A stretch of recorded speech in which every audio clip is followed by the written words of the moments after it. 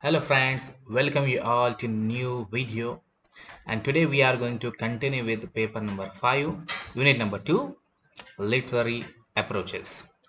And today we are going to deal with the new criticism and another name for it, Anglo-American feminism or Anglo-American criticism. And you can see on your screen, and also I'm going to share these link of these notes on our Google Classroom. So what is new criticism? First we are going to start with it. So you can read all these things here. Anglo-American new criticism emerged during the 1920s, and it was dominant especially in the 1914 and 1915. And after the First World War, it became English language became the central subject in arts in higher education syllabus, mostly at the Cambridge University, and after that it will reach in Oxford and Columbia University. The new generation regarded the new generation professors, critics, poets, they regarded themselves as the first proponents of a professional criticism working from within the academy. The new branch of criticism dominated the early decades of the modern literature of trade. And you know that in that period, actually, it was the challenge for the professor of English to teach English literature to the students. It was really very difficult to that how they are going to teach a poetry to the student, how they are going to teach novel or drama to the students. And therefore all the professors, American as well as the British, they came together and they worked together and they found a new critical branch or critical doctrine, and they call themselves as a new critics, or whatever they have made, the theories, that is called as a new criticism. So let's talk about the origin of the new criticism. It was the three people, that is the T.S. Eliot, Richards, and Emerson. These are the really the base of the new criticism. So the if you talk about the new criticism, it actually started with the Matthew Arnold. The origins of new criticism in the mid 20th century, roughly from 1920 to 1970, are complex and often contradictory. And the most important influence of the British 19th century poet and literary critics, Matthew Arnold, is strongly perceptible. He has written one book, and the name of that book is The Essay in Criticism.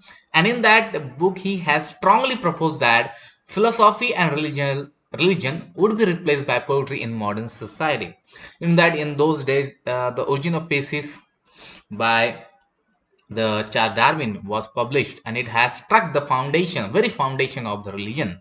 And therefore all the religious people were in a tension that what will happen to the religion if the science became very popular, and if the people are believing in the science, who is going to believe on faith and the religion.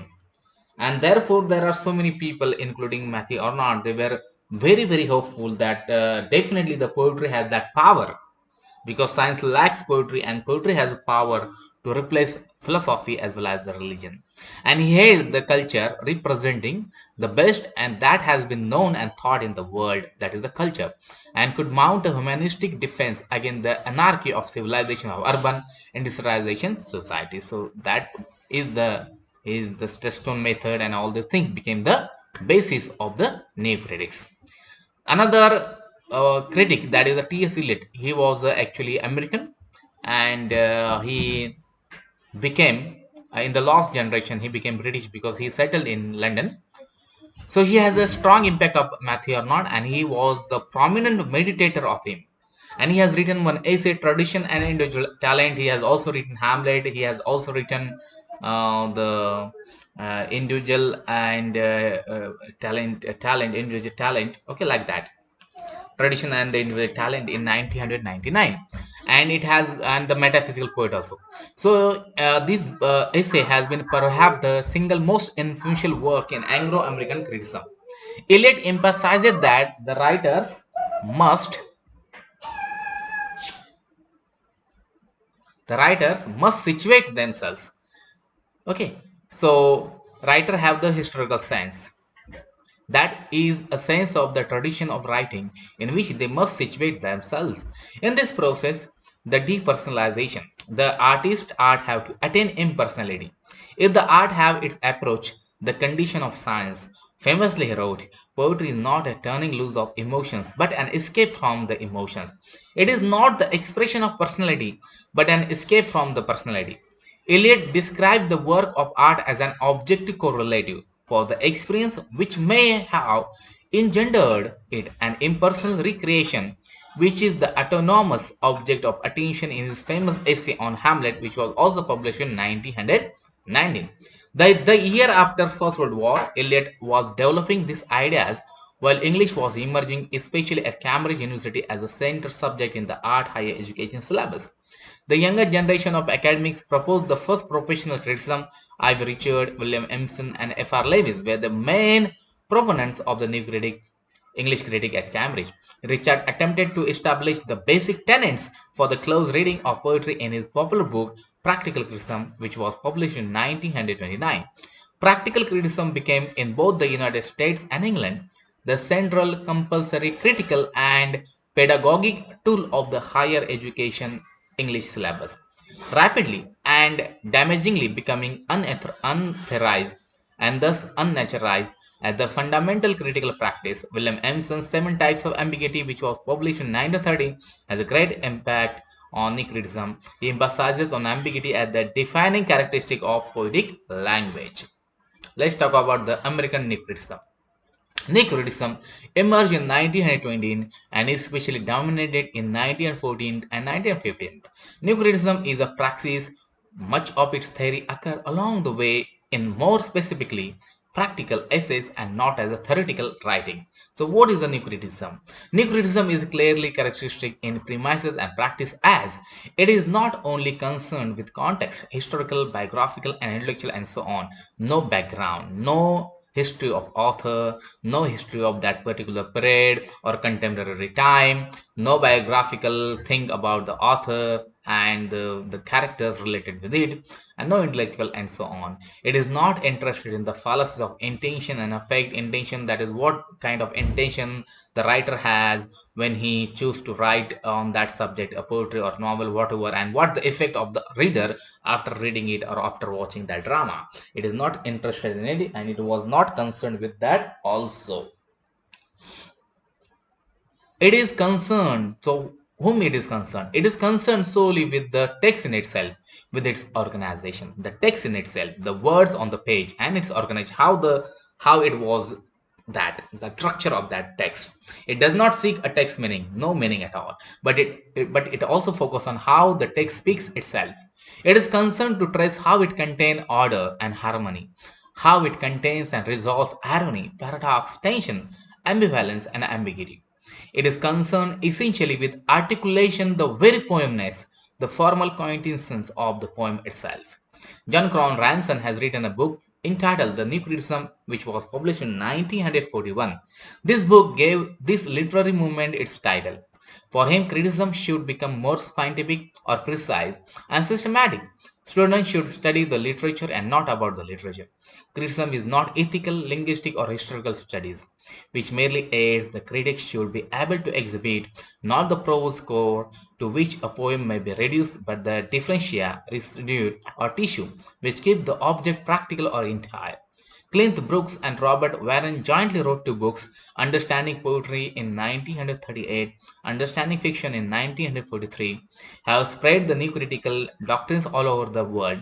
Brooks, while dealing with Keats' ode, refers to Eliot's objective correlative and rejects the relevance of biography. Fallacies. There are two fallacies, two essays on the fallacy, the intentional fallacy, which was published in 1946, and the affective fallacy, which was published in 1949. And these two books were written by W.K. Wimsatt, who was a professor of English at Yale University, and he has collaborated with Monroe C. Bradley. These two texts became the most influential modern critical discourse. The first essay argues that the design or intention of the author is neither available nor desirable as a standard for judging the success of a work of literary art, that a poem goes about it or controls it. It belongs to the public. That is, should be understood in terms of dramatic speaker of the text, not the author, and be judged only by whether it works or not. The second essay, Affective Fallacy, represents confusion between the poem and its result. Trying to derive the standard of criticism from the psychological effects of the poem ends in impressionism and relativity, opposing the classical objectivity of Nuclearism to romantic reader psychology. It asserts that the poem itself, as an object of specifically critical judgment, tends to disappear. Nuclearism focuses principally on poetry, but two essays by Mark Sharver, Techniques as Discovery, which was published in 1948, and Fiction and the Analogical Matrix in 1949, mark the attempt to deploy these practices to prose fiction. He notes, modern criticism has shown us that to speak of content as such, it is not to speak of art at all, but of experience, and that is only when we speak of the achieved content, the form, the work of art, or art as a work, that we speak as critic. The difference between content or art is technique. For him, a novel has its own technique, is language, and own its achieved content or discovery of what is saying can only, as with the poem, be analyzed in terms of the technique.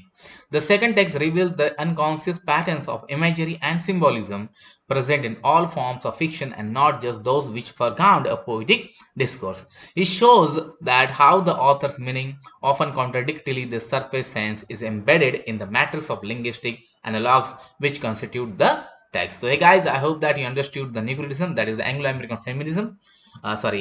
Formalism. If you didn't get anything, please ask me in a comment section. So I'm there to solve your queries. So thank you for watching. Thank you for being with me, and see you in the next video.